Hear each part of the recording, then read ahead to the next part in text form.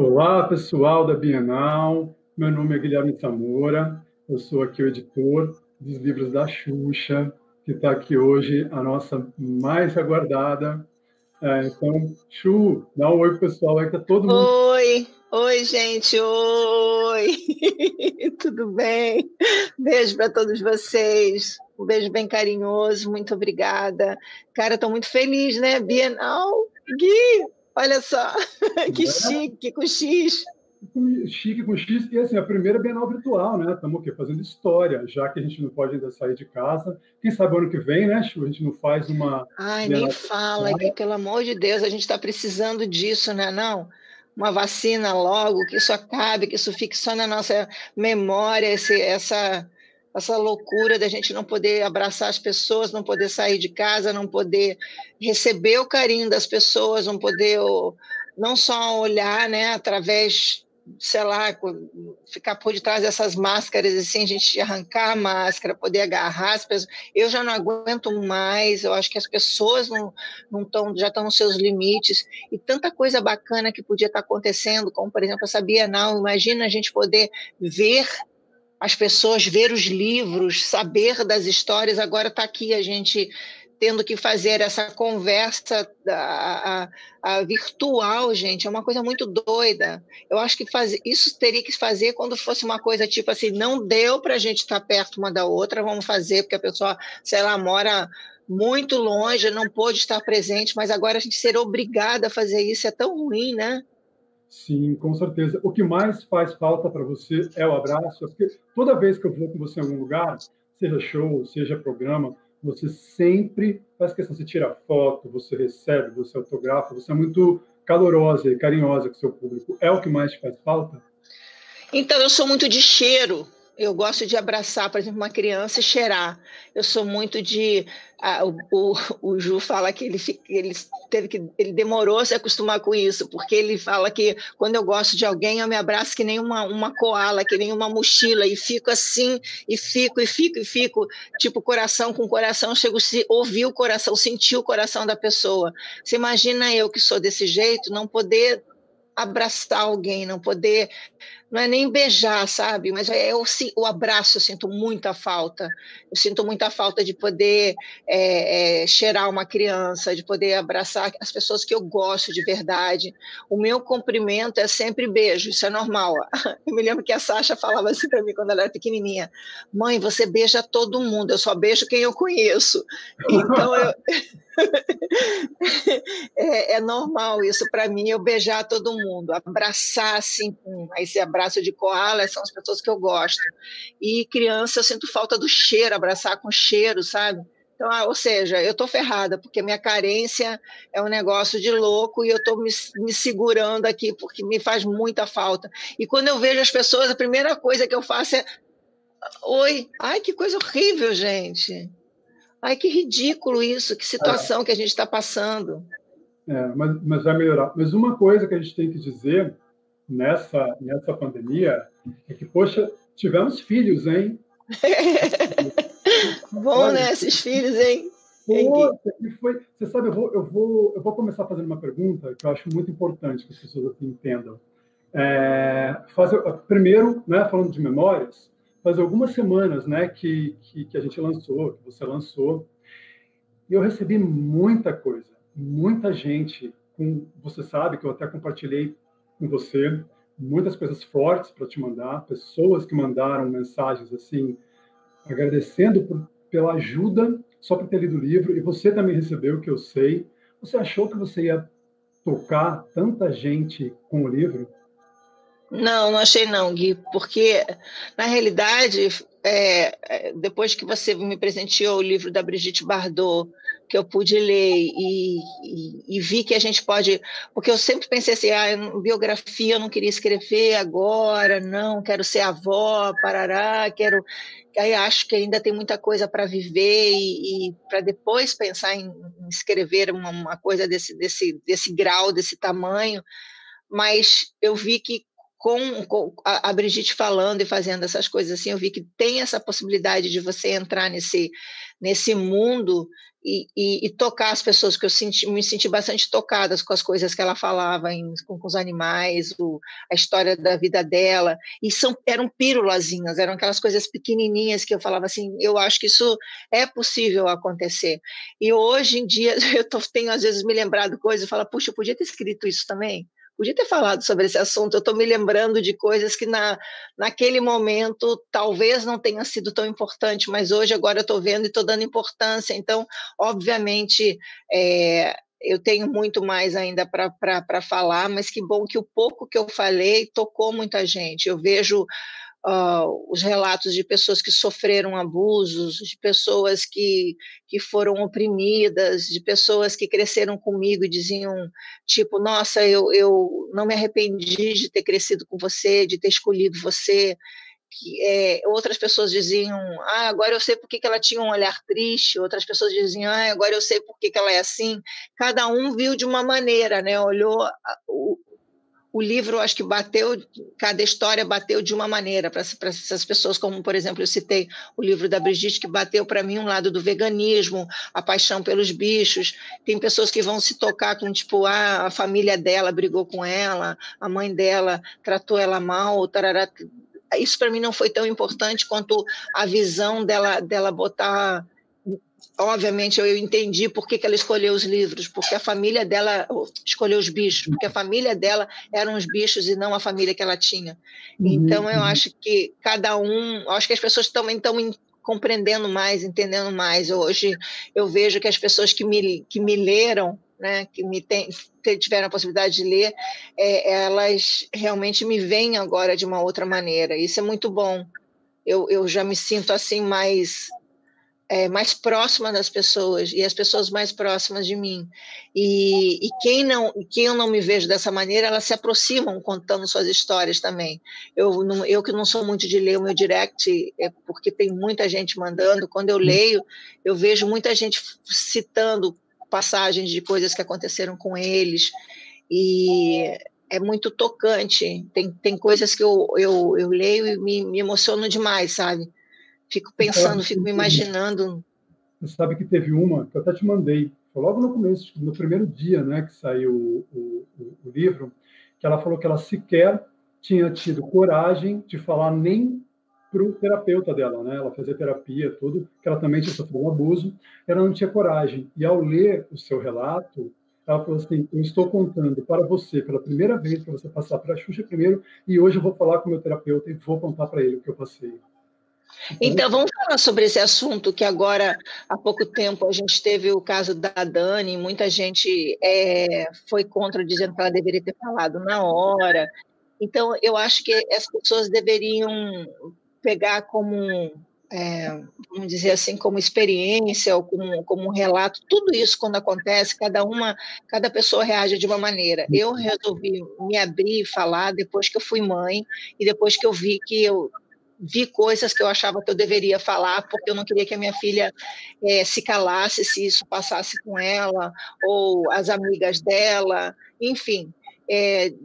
De filha eu passei a ser mãe, de pessoa, eu não achava tão ruim que aquilo tivesse acontecido comigo, porque eu me transformei a pessoa que eu sou hoje. Mas imaginando isso acontecendo com a minha filha, ou com qualquer outra criança, eu saquei que era muito ruim. Então, por isso que eu resolvi falar. E eu vejo algumas pessoas falando assim, ela deveria ter falado na hora, ou duvidam que isso poderia ser verdade. Eu acho uma coisa tão absurda isso, tão sem propósito. Eu acho que obviamente existem haters, obviamente vai existir várias pessoas que vão ter opiniões diversas sobre a minha história, sobre mim. Eu não quero que seja unanimidade, que todo mundo me ame, eu acho isso um absurdo, mas eu acho que existe uma coisa que as pessoas têm que ter, é respeito. E sempre que as pessoas querem me ofender, elas me ofendem usando a história do filme, que eu acho isso já está passado, está ridículo, eu acho que as pessoas deveriam tentar mudar, pelo menos para que eu eu pudesse pelo menos dizer, oh, nossa, isso mexeu comigo, porque isso não mexe mais. Então as pessoas estão perdendo tempo e já está chato. Agora, eu vejo que esses assuntos, às vezes as pessoas falam de uma maneira tão feia, e vejo que as pessoas não são só, não é só comigo, é em geral, e eu queria entender o porquê que as pessoas, primeiro elas criticam, primeiro elas duvidam, primeiro elas acham que é mentira, primeiro elas acham que... Né? Então a vítima falar a roupa que estava usando, ou, gente, qual é o sentido? Roupa qualquer... por isso eu queria muito entender, eu queria até que você, como é uma pessoa que leu infinitamente, talvez 5, 6 vezes mais quantidade de livros mais do que eu, ouviu muitas histórias na sua vida, eu queria que você tentasse me explicar o porquê das pessoas, primeiro, quando elas ouvem uma história de abuso de uma mulher, primeiro elas duvidam, primeiro elas não acreditam, primeiro elas acham que aquilo ela quer aparecer, por que ela não falou antes, é mentira, ela está aumentando, não, isso não pode ter acontecido. Primeiro eu queria saber o porquê que não acreditam, duvidam e diminuem, menosprezam a dor da pessoa. Você chegou a alguma conclusão disso? Com certeza a gente chega no machismo, Chu. Eu acho que a gente tem uma sociedade... E quando vem de uma mulher? Também. A gente é tão criado para isso, você imagina, né? A gente é criado... Imagina lá atrás, é que sua mãe, a gente tem histórias dela aqui, sua mãe é uma pessoa muito especial, sua mãe tem uma outra luz, sua mãe tem uma outra vibe, né? Ela criou você para ser uma mulher, para ser uma pessoa forte, para ser uma pessoa... Aliás, tem uma passagem aqui que eu acho incrível, que você diz que muita da sua autoestima e do que você conseguiu segurar, de tudo que passou com você, é graças à sua mãe. Que a sua mãe acreditou em você de uma maneira tal que você falou assim, poxa, não vou, né? Enfim. Decepcioná-la. Decepcioná-la, exatamente. Então, mas no geral, as pessoas todas, inclusive as mulheres, são criadas por pessoas machistas, né? Então, acho que o primeiro grande passo nosso é assim, romper esse elo. E você sabe, a Sasha hoje, vamos conversar, ela já é muito diferente do que você era na idade dela, concorda? Muito, nossa. Demais, uma diferença absurda. Então, acho que assim, começa por aí. O que é um absurdo, né? É um absurdo. Você vê, às vezes, se tiver uma mulher só falando e um homem, é sempre o homem, né, que está certo. Às vezes tem 30 mulheres falando, 100 mulheres falando para aquele cara. De casos que a gente está vendo, né, recentes, enfim, cineastas, ou do João de Deus, tudo mais, precisa de muitas mulheres, parece, para tirar a voz daquele cara. Então é isso, acho que o machismo deixa a gente muito... Eu ainda não terminei o livro da Ana Paula, que é o Abuso, e eu paro algumas vezes porque me revolta o estômago, sabe? Me dá um negócio, assim, as histórias são... Uau! E continuo achando que a primeira coisa que bate na cabeça das pessoas é isso. Primeiro vem a dúvida, tipo... será que tudo isso aconteceu? E isso é tão ruim, porque é tão difícil a pessoa primeiro falar. Você acabou de me dizer que as pessoas leram a minha história e falaram, agora eu tive coragem de falar, eu estou falando pela primeira vez, eu não estou me achando sozinha, quero falar, sei lá, quero que ela saiba que eu também estou com ela nisso. Eu não sei qual é o intuito de cada um, mas é tão difícil. Primeiro, você botar isso para fora, você não sabia nem que você tinha isso. Eu conheço tanta gente que fala assim para mim, caramba, eu lendo o teu livro, eu me vi em muitas coisas que você falou e nem sabia que eu tinha vivido isso.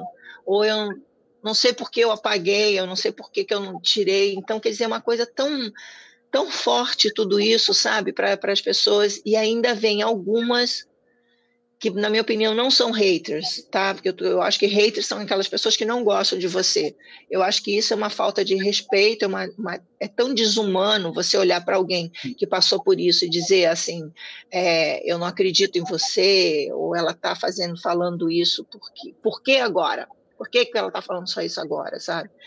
É tão forte isso, é tão desumano que eu queria muito que tivesse uma maneira de proteger as pessoas das pessoas, sabe? E isso é tão difícil. Que passaram por isso, né? Principalmente que passaram por isso, porque até você precisa, né, aceitar em você. Parece que você precisa deixar aquilo dentro de você. Primeiro é isso, né, Xuxa? Você tem que entender aquilo, porque assim, você foi muito nova quando você passou pelo primeiro abuso. Para você entender que aquilo era completamente errado e colocar na cabeça e tudo mais, poxa, você precisa se aceitar primeiro para depois passar para frente ainda. Deve ser, e a marca é para a vida toda, né? É a tua vida, já não é mais a marca para a tua vida toda. Isso é a tua vida. Então, eu acho que fica assim, você faz as coisas quase e tem reflexo daquilo que você viveu o tempo todo, entendeu? Não é uma ferida, é você. Eu acho que agora eu tenho que, tipo assim, sabe quando você tem uma mão, a outra mão, tem um pé, outro pé, você tem isso também. É uma coisa, tipo, é você, isso é você tem que conviver com isso, alguma coisa que já está em você, encrunhado de uma maneira tal que eu eu não consigo. As pessoas acham assim, agora que ela falou, ela vai estar bem, ela está sarada, ela está como se fosse uma doença, ou como se fosse alguma coisa que você pudesse deixar-se de existir na sua vida depois com o tempo. Não, pelo contrário. Aquilo ela vai se moldando, se transformando conforme a vida que você tem, a idade que você tem, a experiência que você tem, mas aquilo nunca mais sai de você. É você.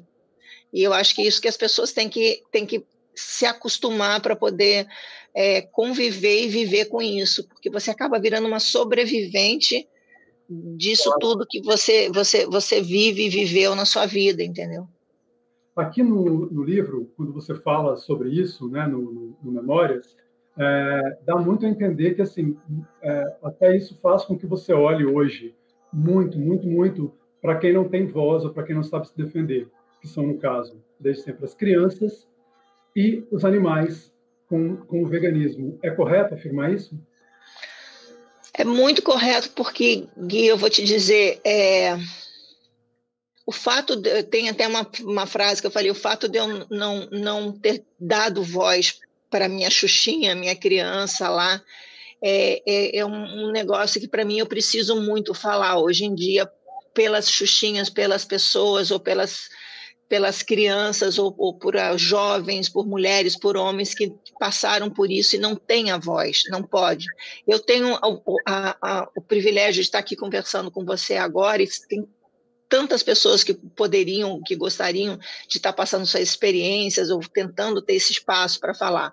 Como não tem, e eu tenho esse espaço, eu me vejo, não é na obrigação, talvez seja assim, no direito e no dever e com cara de obrigação de falar sobre esse assunto que é um tabu enorme, ou seja, de dar voz para essas pessoas, de alguma maneira poder dizer para elas que elas não estão sozinhas, não se sintam sozinhas, não se sintam culpadas.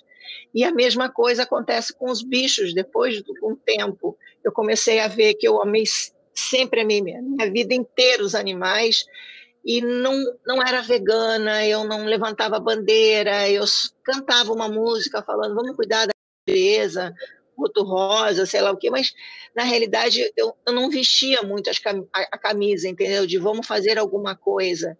Talvez seja por falta de informação. Quando eu comecei a receber informação através de documentários, quando eu comecei a receber informação certa, correta, de que a gente não precisa viver com a proteína animal, que a gente não tem que matar um bicho, a gente não tem que botar o sofrimento na nossa vida, eu comecei a ficar tão ansiosa e querer falar mais sobre esse assunto, eu comecei a ficar tão agitada, disse, caracas, eu perdi muito tempo não falando sobre isso, quis vomitar tudo, falar tudo que eu sabia, que eu queria agora, nesse momento, que daí, o que aconteceu? Eu me vejo chata, eu me vejo muito chata, eu vejo que as pessoas me olham e falam assim, caraca, vem ela falando de novo sobre esse assunto, não aguento mais, entendeu?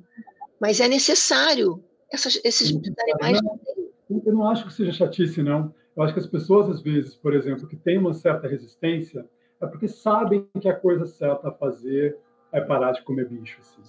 Eles sabem. Então, às vezes, aquilo bate tão neles, eles sabem que é o que é errado, e daí as pessoas já ficam, Será? eu acho, eu acho. Eu Não, acho eu que antes existe uma ignorância tão grande, existe disso, uma, uma maldade, é uma maldade tão grande, sabe? Eu leio coisas como as pessoas falando assim, enquanto você está falando isso, eu estou aqui babando em cima do meu bife, enquanto você está não sei o que lá, bababá. É uma coisa assim, porque você chegar e ouvir, ler e falar sobre esse assunto, tipo, nossa, eu não sabia que existe tanto sofrimento, nossa, eu não quero ver sobre esse sofrimento, que isso me faz mal, porque eu não quero assumir que eu faço parte disso, é uma coisa. Agora, as pessoas usarem um requinte de crueldade, que nem a mesma crueldade que eu te falei, da maldade das pessoas que ouvem as outras falando sobre os seus abusos e olham isso e falam umas coisas tão pesadas, sabe?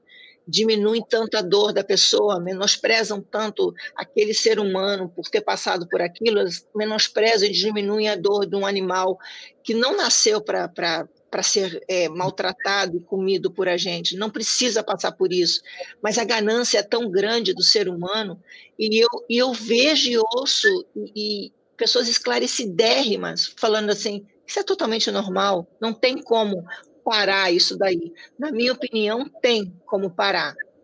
É só informar as pessoas. Se as pessoas receberem informação, elas têm a possibilidade de decidir se elas querem isso para a vida delas, ou para os filhos dela, ou para os netos dela, ou para o futuro.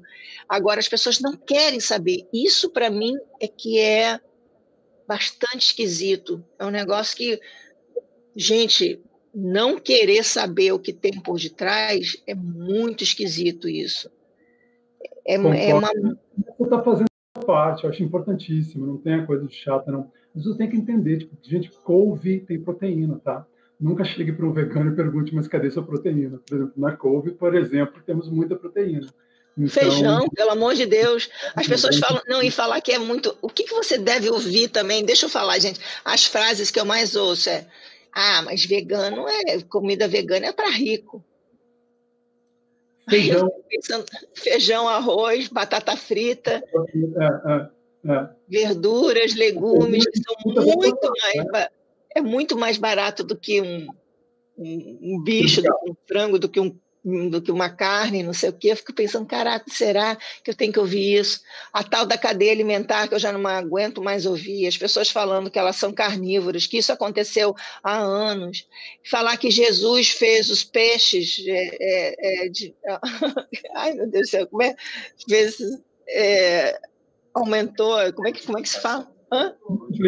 Multiplicou os peixes. Eu falo, morava no deserto, não podia multiplicar tomate, nem alface, nem nada, porque não tinha ali. Tinha um mar de um lado e o deserto do outro, né?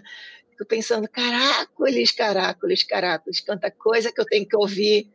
Imagino, mais uma coisa, assume que as pessoas são ignorantes e não querem receber a informação. É tão chato, é tão ruim para nós, sabe? Nós, seres humanos, a gente tem que conviver com isso e não ter nada que falar, porque o que você fala quando uma pessoa olha para você e fala assim, não, a roda é quadrada e é quadrada e é quadrada, e você fala, olha aqui, olha ela redondinha, não, é quadrada. Daí você fala, não, olha, ela é redonda, por isso que ela roda. Não, ela é quadrada, é quadrada. Aí você fala, ok. Então, para você, a roda é quadrada. É difícil, é difícil. Eu quero fazer uma brincadeirinha aqui. Eu vou, na verdade, mostrar umas fotos que temos no Memórias, tá? Tá. Você vai contar um pouquinho para a gente das suas histórias a partir dessas fotos. Pode ser? Pode. Então, vamos lá. Eu vou abrir aqui, janela do aplicativo. Tá vendo? Já entrou aqui? Então tá. Entrou cá. Do Memórias do Maia, isso aí. Conta para a gente primeiro dessa foto, que eu adoro esta foto. Então, a minha mãe, ela sempre gostou de fantasiar os filhos todos, mas os meus irmãos não gostavam muito, e eu já curtia demais, porque era uma maneira da minha mãe brincar de vestir comigo e eu de eu ficar mais perto da minha mãe. Então, aí eu tinha 7 anos, de 6 para 7, foi o carnaval lá de Santa Rosa, e ela me vestiu de Joana d'Arc. E ela mesma que fazia as fantasias, e ela fazia de madrugada, porque meu pai não podia ver ela costurando, fazendo isso, porque ele não gostava. E ela gostava de fazer isso e dizia assim para o meu pai: é que eu quero fazer isso porque era uma maneira deles ganharem presente. Porque eu ganhei várias Suzes, eu tinha, sei lá, 5 Suzes, 4 Suzes, tudo guardadinho, porque eu não abria, porque eu ficava com pena de abrir. Além do mais, eu não gostava muito de brincar de boneca, porque boneca não se mexia, né? Eu gostava de brincar com cachorro, com gato, com bicho. E eu ganhei muito presente, porque eu tirei sempre primeiro lugar. Uma vez só que eu tirei segundo lugar, eu chorei muito, muito, muito, porque as roupas que ela fazia sempre fazia com que a gente tirasse primeiro lugar. E eu me lembro que essa foto eu falava: mãe, não me pega no colo porque eu estou pesada, eu estou grande. Eu já me sentia grande, sabe? Eu tinha quase 7 anos, eu me sentia muito grande, eu não queria que ela me pegasse no colo. Essa foto em especial, eu estava reclamando com ela que eu queria ficar no chão. E ela me fazia tudo para ficar comigo. Olha, você vê que ela tem uma coisa tipo assim olha, essa é minha filha, sabe? Orgulho. Ela tem orgulho de estar comigo no colo, ela tem orgulho de ter. E eu adorava isso, cara. Eu adorava brincar com ela, de deixar ela brincar de boneca comigo, botar a roupa que quisesse e tal.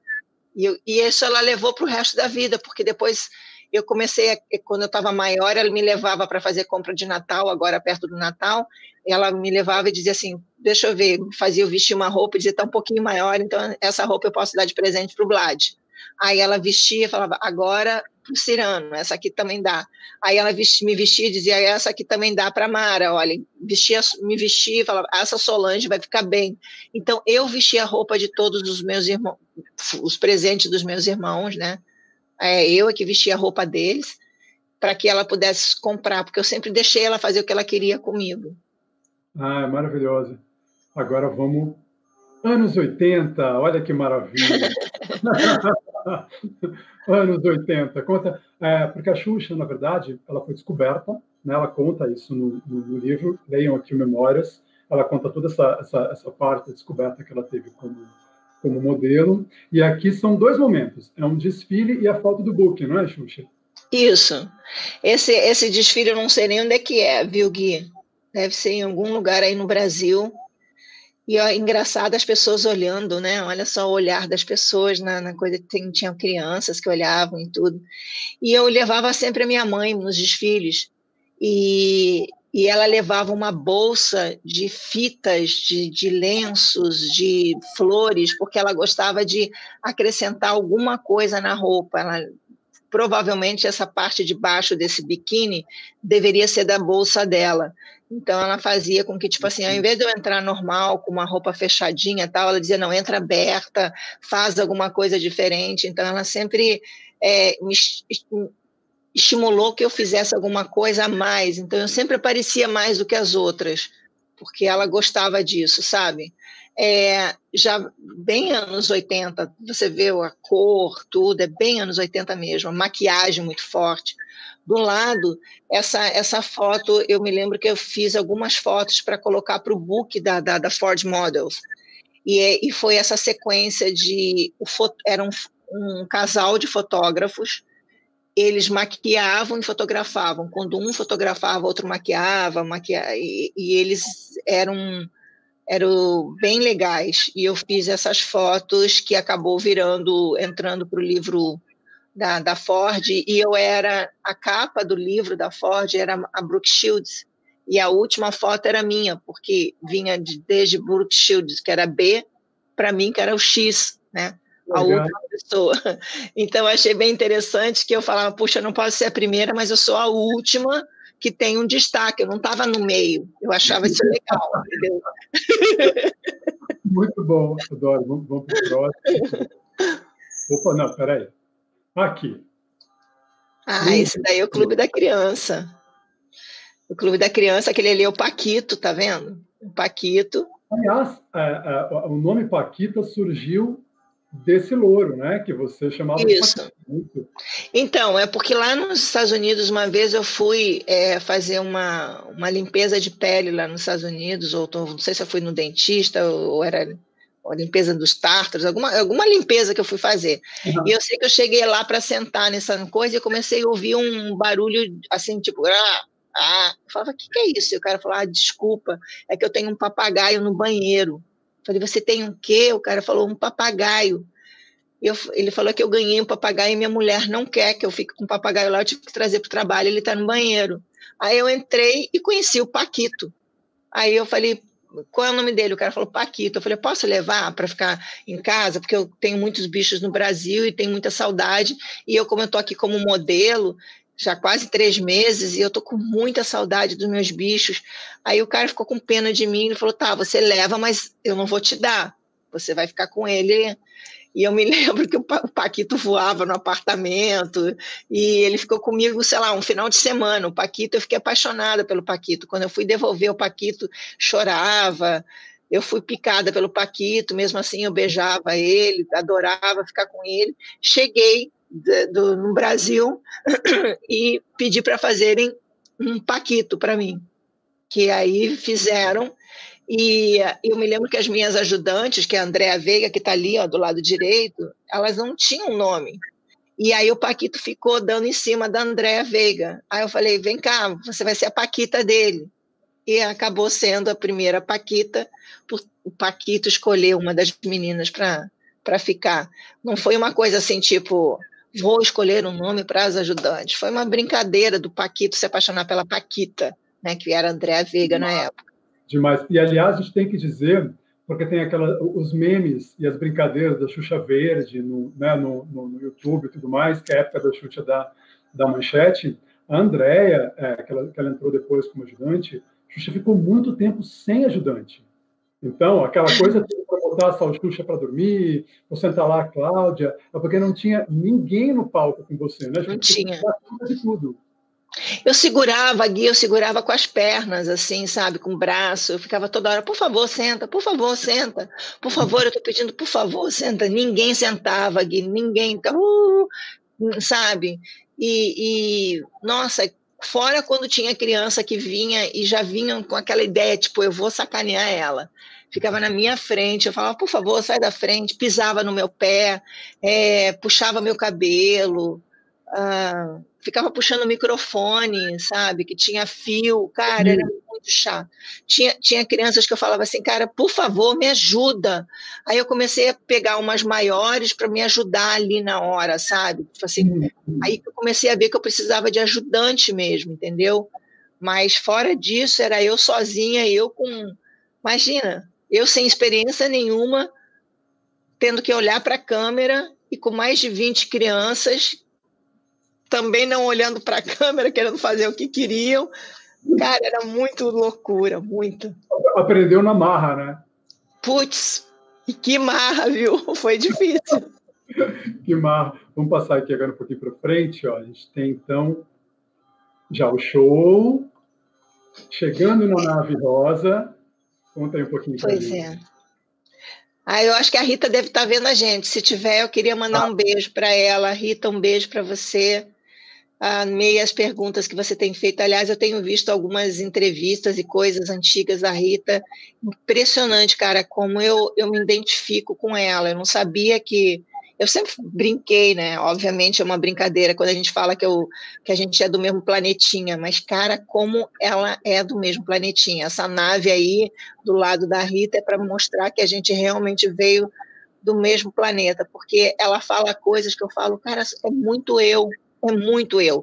Ela ficava pedindo para ser abduzida por uma nave, e eu tive a nave, queria que tivesse a nave no programa, porque eu desde muito pequenininha, muito pequena mesmo, eu ficava na laje, lá em Coroa Grande, olhando, eu dormia olhando para as estrelas, e a minha mãe dizia, Xuxa, você vai se machucar aí na laje, porque eu dormia num telhado, na laje. E ela dizia, por que você faz isso? Eu falo, mãe, eu estou esperando a nave vir aqui me pegar, porque eu quero ir ser abduzida, não é? Eu falava ser abduzida, eu quero ser pega por uma nave e por aí. E ela dizia, mas aí, você nunca mais vai me ver? E eu falava, não, mãe, depois eles vão me devolver. A mãe falava, minha filha, se eles te pegarem, eles não me devolvem mais.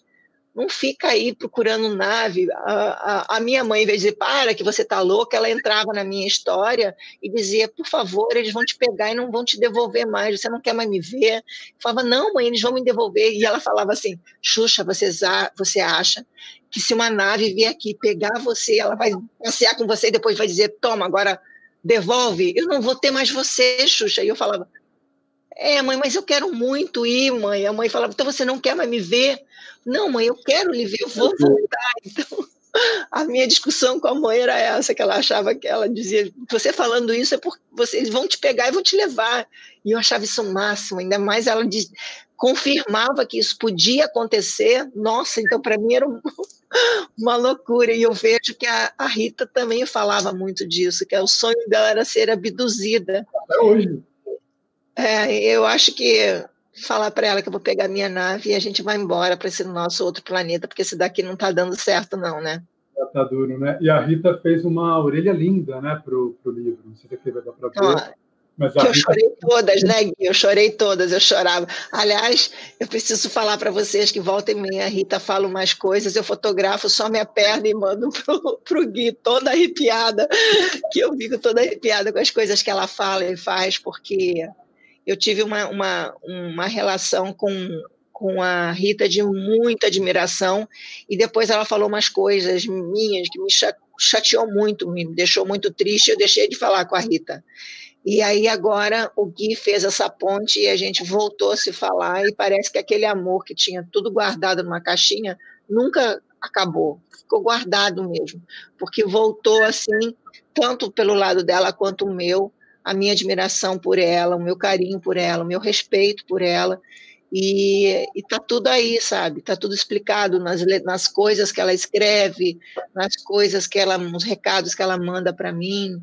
Eu tenho E agora, por incrível que pareça, a Sasha tem uma loucura por ela, né? Eu acho que isso deve ser normal, todo mundo ser apaixonado pela Rita, mas uma menina que não viveu o que eu vivi, do que a minha geração viveu, acompanhando as músicas da Rita, essa coisa. E a Sasha fala assim, mãe, ela é muito, muito, muito à frente. Olha as roupas que ela sempre usou, olha os cabelos, olha o que ela sempre falou. Não, mãe, a Rita, Rita, Rita, Rita, Rita, Rita. E aí agora a Rita fala, vovó Ritinha te gosta, Sasha, vem aqui. Aí, bicho, aí acabou comigo, né? Vovó, né? Aí acabou. Ó, olha isso, gente. Eu amo essa foto. Eu amo essa foto. Essa foto aí foi no Teatro Fênix, foi o aniversário de 2 anos do programa. E foi muito interessante porque tinha mais gente fora do que dentro. Aí eu tive que sair ali para poder cumprimentar as pessoas. E foi uma loucura, porque eu não queria só cumprimentar, eu queria dar algum presente, dar algumas coisas. E quando eu ia para dar, eu tinha medo que machucassem as pessoas.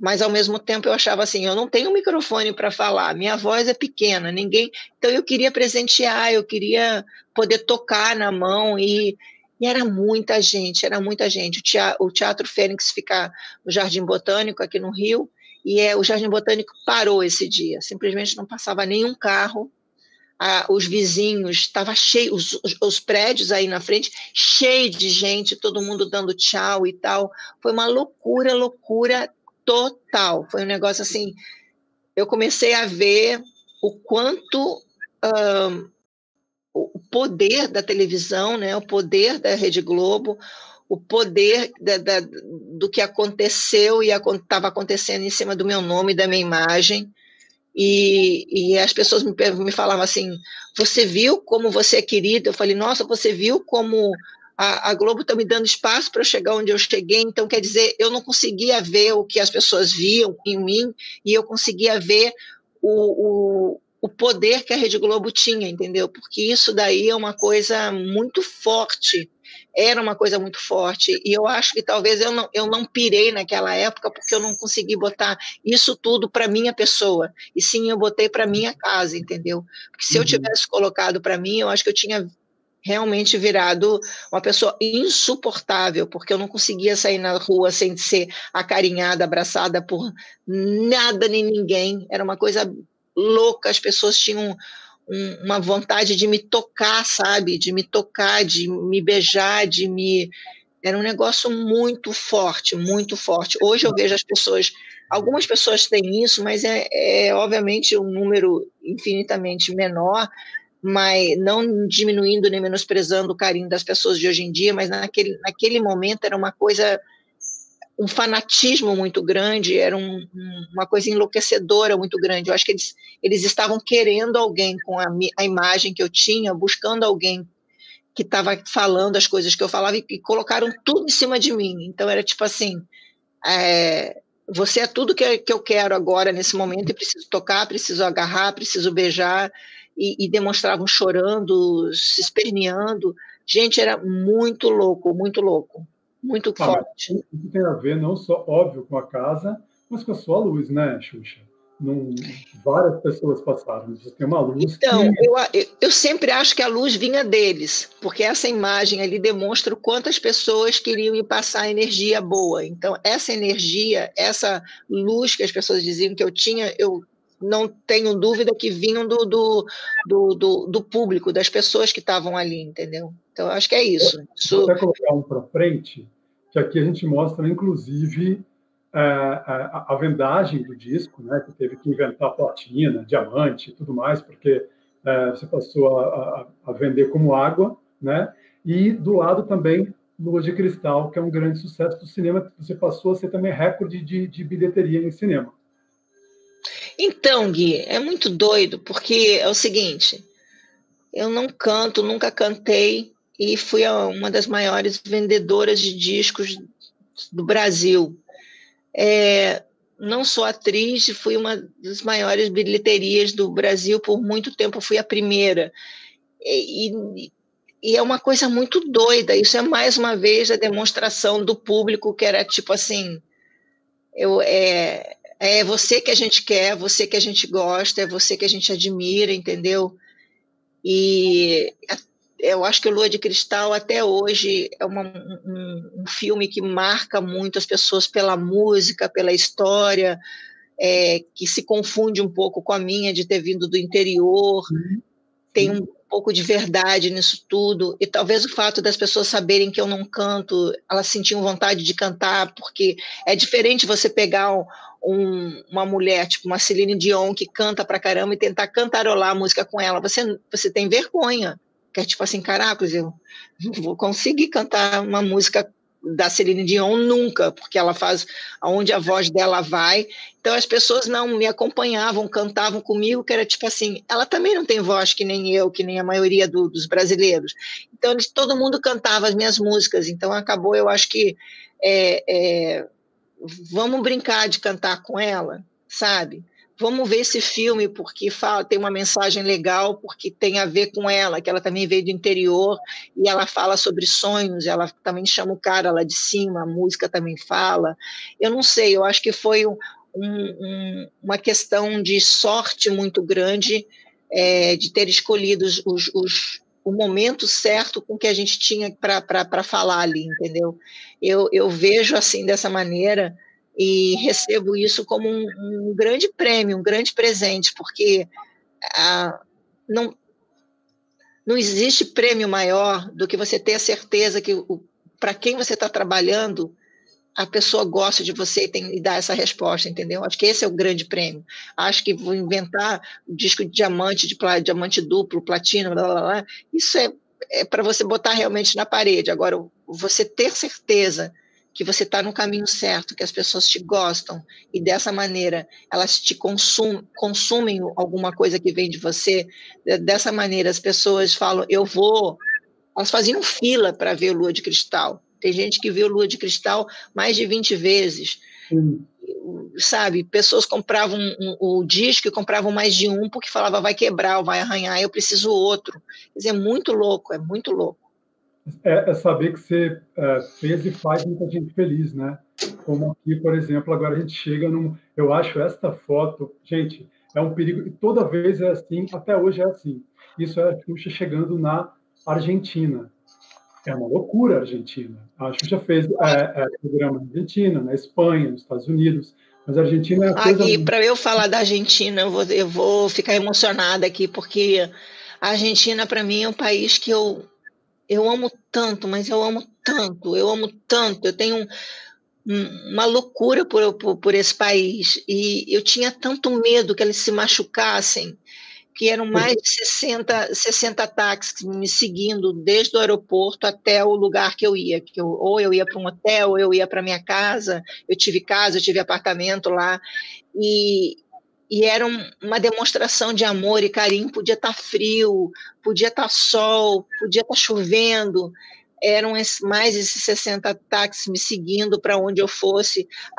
Às vezes as pessoas falavam, mas você não está cansada disso? Tinha um misto de cansaço, sim, óbvio, porque eu saía de madrugada e eles continuavam com aquilo. Tinha um misto de preocupação, tinha um misto de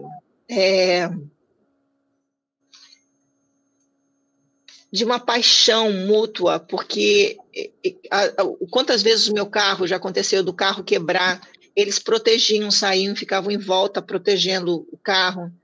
Uma vez eu saí do ônibus que quebrou e estava chovendo, eu quis tomar banho de chuva. Eles fizeram uma bolinha para eu ficar brincando na chuva.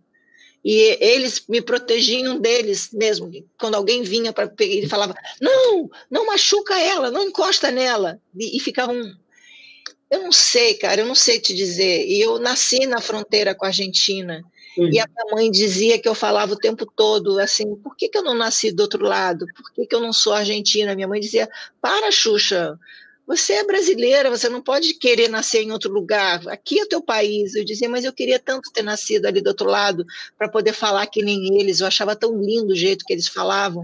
E foi o país que mais me recebeu como se eu tivesse nascido lá. Mais uma vez, ao meu sonho de criança, a minha vontade de ter nascido na Argentina, de ter aprendido, ou melhor, de poder falar igual a eles, eu tive que aprender a falar parecido com eles. E receber esse amor, esse carinho, sabe? É um negócio, mais uma vez, é um presente de Deus, sabe? Eu não consigo não ver o dedo de Deus nisso tudo. É isso daí, mais dedo de Deus que isso daqui. Falou, Deus mudou. Gente, olha essa barriga, que foto linda. Pois é, ela nasceu com 51 centímetros, ela nasceu muito grande, mas se você tirar a barriga ali, era só a barriga, olha. Só a barriga. Você tem saudade da barriga? Era gostoso? Cara, minha barriga, eu sentia. O dia que ela nasceu, no dia que ela ia nascer, eu olhei no espelho e falei: agora sim eu tô bem grávida. Que eu achava tão linda essas mulheres barrigudas, sabe?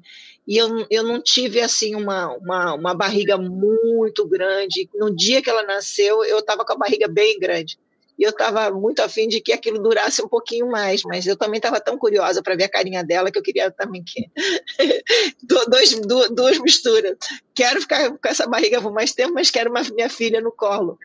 E olha essa foto do lado, a minha mãe deixando que a Sasha pintasse o rosto dela, a minha mãe que ensinou ela a pintar, a desenhar, e são os dois amores da minha vida ali, ó.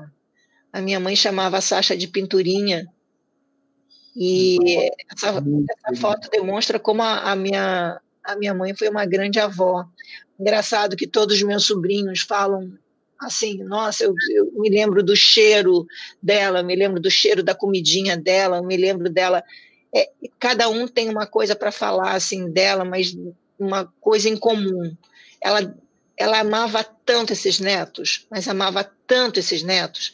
O que ela queria era os filhos perto e os netos perto. Se isso acontecesse, ela era a pessoa mais feliz do mundo.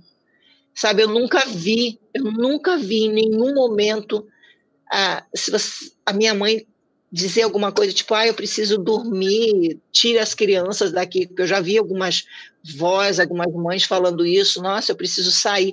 Minha mãe deixava de fazer qualquer coisa, de comer, de dormir, para poder ficar do lado dos filhos e dos netos. Os netos, para ela, era a coisa melhor do mundo. Inclusive, falando dos filhos, essa foto é linda. Essa foto aí foi num lugar chamado Anguila, no Caribe. E eu me lembro que ela sentou nesse lugar, olhou para a praia que ficava na frente e ela falou assim: filha, antes de eu morrer, eu quero ver você num lugar...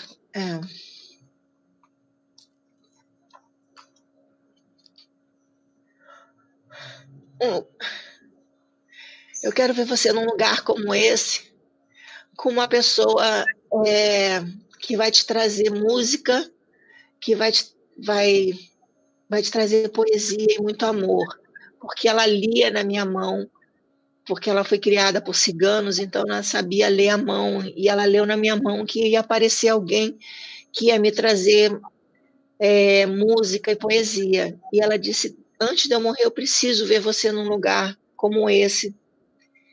E depois de alguns anos que o Ju apareceu na minha vida, ela estava na cadeira de roda, e a gente estava em Angra dançando, e ela só estava movimentando um dos braços. E aí a enfermeira falou, Xuxa, Dona Alda está te chamando. Quando eu olhei, ela estava na cadeira de roda com um dos braços fazendo assim, botou a mão no coração, tipo, eu tô vendo, sabe? A cena que ela queria ver tanto. É que ela queria, né? E eu ainda não fui nesse lugar com o Ju, mas eu tenho certeza que o dia que eu for nesse lugar, ela vai estar muito presente, porque ela falava isso me agarrando, assim, ela dizia, dá isso para mim, eu preciso te ver ainda com alguém que vai te amar muito, eu sei que essa pessoa vai chegar, me dá essa possibilidade de antes de eu morrer, eu quero ver você com alguém que te ama de verdade. E ela viu isso, né? Ela viu isso na minha mão. Eu vou até passar aqui para o Ju, para as pessoas poderem ver. Aí está o Ju e a Xuxa, vegan. E Sasha, do lado de lá, raspando a cabeça da Xuxa também. Lá em Nova York, lá na cozinha do apartamento dela. Eu falei para ela, Sasha, você pode raspar minha cabeça, que eu tinha comprado a maquininha. Ela falou, você está falando sério? Eu falei, tô. Eu estava, sabe, enrolando aqui. Ela ficou tão feliz. Aí, quando ela começou a passar a máquina, ela falou assim, Gui, tem como dar errado? Eu falei, tem. Aí ela... tipo assim, será que vai dar errado, né? Ótimo, eu adoro o cabelo raspado.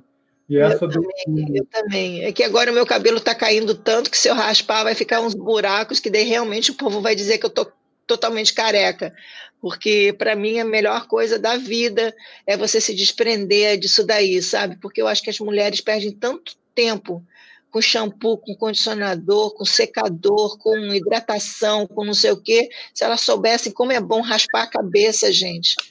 Como é bom você ter a possibilidade de se soltar disso. Mas deixa eu falar do cara que estava do lado da minha filha ali, deixa. Vamos voltar aqui um pouquinho, já estava até no Maia já. Deixa eu falar. E esse também, tá? Vamos lá. Esse cara aí, ó, que está com essa camisa vegan, e a gente está com esse cabritinho, primeiro foi ele que me apresentou o Terráqueos, foi daí que eu virei vegana, a gente entrou... vegano. Comentário, tá? Dê uma olhada, que é muito bom. Todo mundo tem que ver, veganos, não veganos, principalmente os não veganos. E é um cara que, assim, que eu realmente, eu não tive um pai presente na minha vida, e hoje eu vejo como ele é presente na vida da Luana, filhinha dele, da Luluca, como ele é presente na vida da Sasha, como ele é presente na vida das pessoas que ele gosta, como ele tem um humor incrível, Gui, ele é um cara que está sempre rindo, aqui em casa, quando ele está... piano tá sendo usado, o violão, ele realmente usa música o tempo todo, sabe? É uma pessoa apaixonante, fora que é uma pessoa cheirosa, linda, gostosa, me faz eu me sentir cheirosa, linda e gostosa, porque toda hora ele fala, nossa, que cheiro gostoso, nossa, como você está linda, nossa, como você está gostosa. Então, eu realmente me sinto do lado dele, isso tudo. Então, eu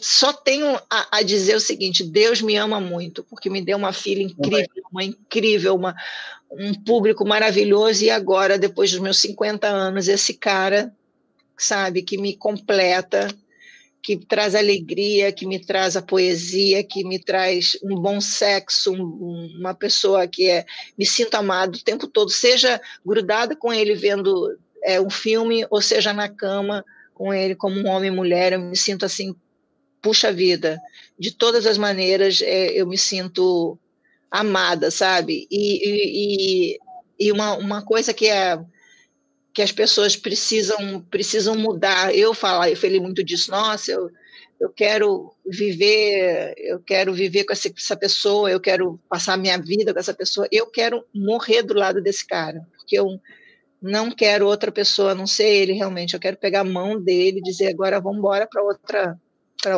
fazer a passagem, sabe? Tipo notebook, pegar a mão e falar, bicho, vamos junto, entendeu? Vamos para o planeta de onde a gente veio. Vamos embora. Vamos embora. Agora, a gente tem 2 minutos, a gente tem que falar um pouquinho dessa coisa linda, que é o Maia. Então, Maia, primeiro eu queria dizer para vocês que essa é a foto, volta a foto que eu mais amo, o desenho que eu mais amo, essa. Maia foi o Gui, né, o Guizinho que fez esses desenhos, ele teve uma sensibilidade tão grande de escolher esses momentos, de poder viajar nesse mundinho tão mágico que é o mundo das crianças e da Maia, sabe? Que esse livro tem um pouco de verdade também, porque as coisas que a Maia falou no livro foram as coisas que a Sasha me falou da outra vida dela, da vida do céu. Ela me dizia que ela tinha umas asas coloridas, que Deus arrancou as asas coloridas dela, ela veio parar na minha barriga. E que Deus falou, vai buscar seus pais e suas mães. Então, eu fiquei imaginando tudo a Maia escolhendo, pedindo para vir ao mundo, escolhendo um casal que gostasse muito dela, o pai e mãe que gostassem muito dela, ou 2 pais, ou 2 mães que gostassem muito dela. E eu fico bastante triste quando eu vejo as pessoas falando que é um livro com conteúdo LGBT, ou seja, que vai ensinar as crianças a serem homossexuais. Eu acho isso de uma profunda maldade quando você fala sobre um livro que você não sabe, você não leu, você não vê, e quando as pessoas veem, eu acho que elas vão se sentir tão envergonhadas de terem pensado nisso, porque é um livro que tem amor da primeira página à última, nos detalhes do desenho, nos detalhes de tudo, tá? O amor está nos detalhes do livro todo. E eu fico tão feliz de poder ter tido a possibilidade de fazer esse livro, porque eu acho assim, são 2 coisas completamente diferentes. A gente falar do Memórias, que fala da minha vida, e falar do Maia, que fala de tudo que eu acredito, porque eu estou falando do que a minha filha me passou, eu estou falando do amor verdadeiro entre 2 mulheres, ou entre 2 homens, ou entre 2 pessoas, vamos dizer assim, não importa o sexo. E eu acho que é isso que Deus ensina para a gente, que a única linguagem que ele entende é a linguagem do amor.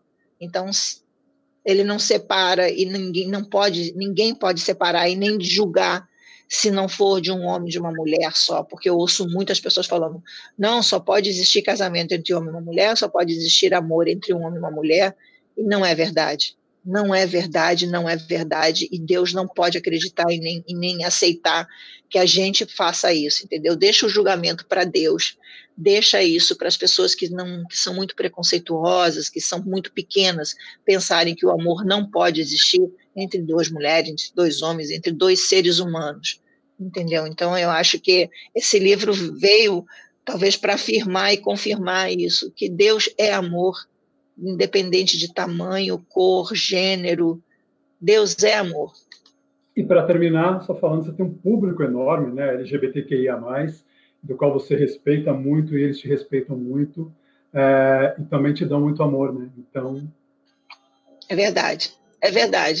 Eu fico mais uma vez eu falo que tem dedo de Deus aí nesse público, porque é um público que eles são tão alegres, são tão passaram por tanta paulada, já desde discriminação desde dentro de casa, passam discriminação e preconceito por religiosos, por governantes, pela cidade, pelo mundo inteiro, entendeu? Eu ouço e já ouvi tanta gente falando, pois é, Xuxa, eu ainda sou gay, negro, sou gordo, você imagina tudo isso, que eu passo, não sei o que eu falo, fico tentando imaginar, eu não consigo nem chegar perto do que as pessoas passam, mas mesmo passando tudo isso, a pessoa vem e fala assim, mas a vida é linda, mas eu te amo, ai que bom, obrigada, o arco-íris, obrigada, lua de cristal, obrigada. E eu fico pensando, caramba, como a gente tem que aprender com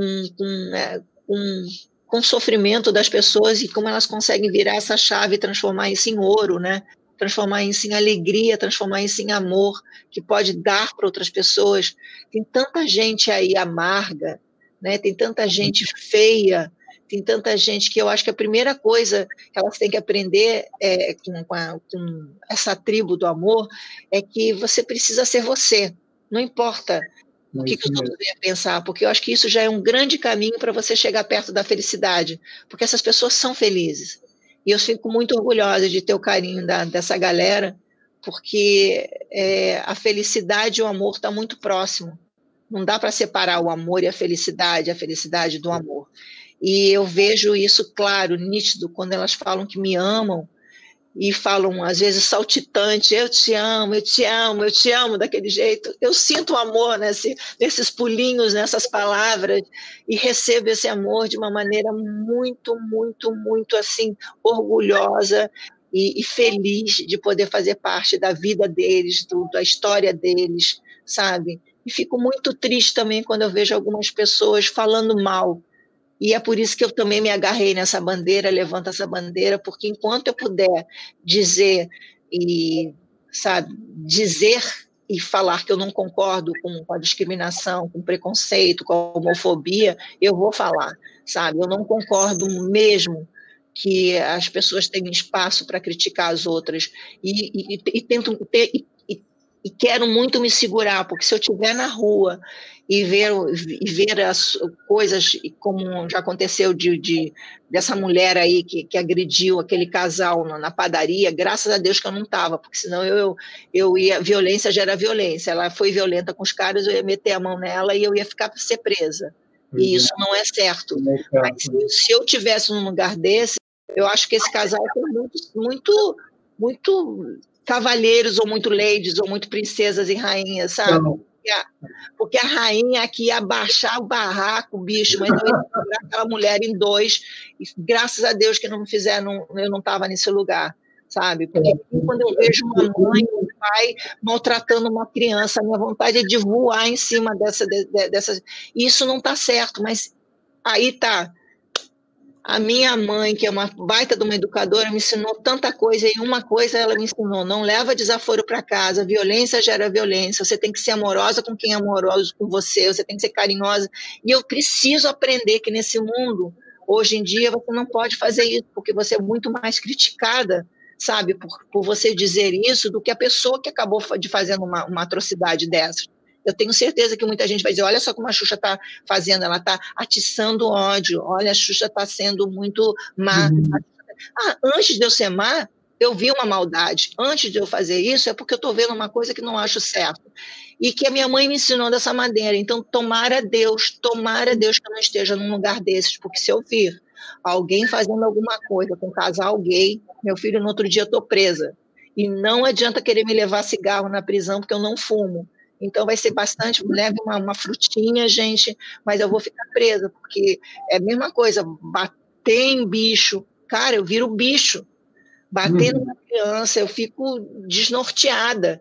Então, o meu futuro, eu vou seguir os caminhos da Rita Lee. A Rita Lee já não foi presa? Quem sabe um dia lá vou eu também ser presa por eu ter feito alguma coisa desse gênero, cara, porque eu fico irritada, eu perco a razão. E eu vou fechar aqui a gente que vai entrar a próxima palestra, então a gente precisa dar um beijo, mandar um tchau para todo mundo. está aqui, que a audiência está enorme.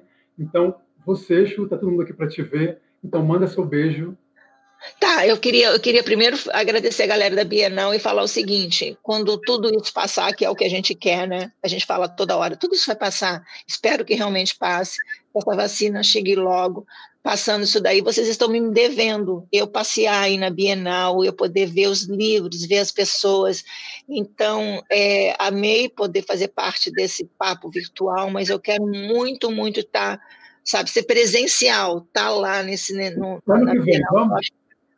Pô, eu acho a coisa mais linda que tem. Eu acho que todo mundo deveria passear e conhecer uma Bienal, que é fantástico, gente. Tem livros de não só do Brasil, de outros lugares. Tem livros incríveis, com histórias incríveis, com gravuras, com tamanhos, com conteúdos fantásticos. E é o que a gente precisa para a vida da gente, entendeu? A gente só aprende com experiências de outras pessoas, a gente só aprende quando a gente consegue realmente se dar a oportunidade de abrir uma janela na frente da gente, e livro é isso. Eu quero agradecer a todas as pessoas que compraram vários livros maias e memórias para poder dar agora de Natal para as pessoas. Quero agradecer a Globo Livros por ter me dado essa chance. Muito obrigada, Gui, por você ter feito essa ponte. Quero agradecer a vocês da Bienal por terem me dado esse espaço, mas lembrando a vocês que eu quero outro espaço, eu quero o espaço verdadeiro. Então, eu quero esse convite de novo quando tudo isso passar. Tá bom? Obrigada, um beijo bem carinhoso a todos vocês, aproveitando que está perto do Natal, Ano Novo, que vocês sejam felizes, muito felizes, e que tenha muita saúde. Em primeiro lugar, saúde e muita felicidade para todos vocês, tá? Beijos, beijos e beijos. Obrigada pelo carinho de sempre. Gui, te amo. Te amo, beijo, fica com Deus. Beijo.